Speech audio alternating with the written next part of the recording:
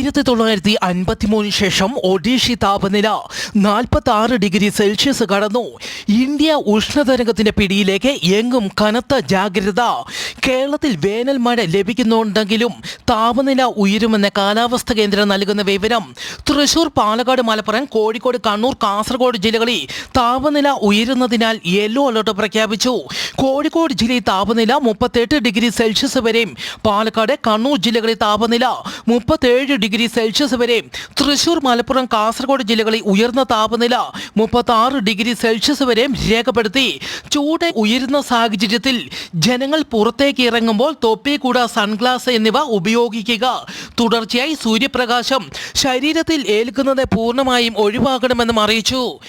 യുഎസിലെ ന്യൂജേഴ്സിയിൽ 20 വർഷത്തിനിടയിലെ ഏറ്റവും വലിയ കാട്ടുതീ. ജനങ്ങളെ ഒഴിപ്പിക്കലിന് ഉത്തരവിട്ടു. 3000-ഓളം പേരെ ഇതിനോടകം ഒഴിപ്പിച്ചു. 8500 ഏക്കറിലാണ് തീ പടർന്നു പിടിച്ചിരിക്കുന്നത്.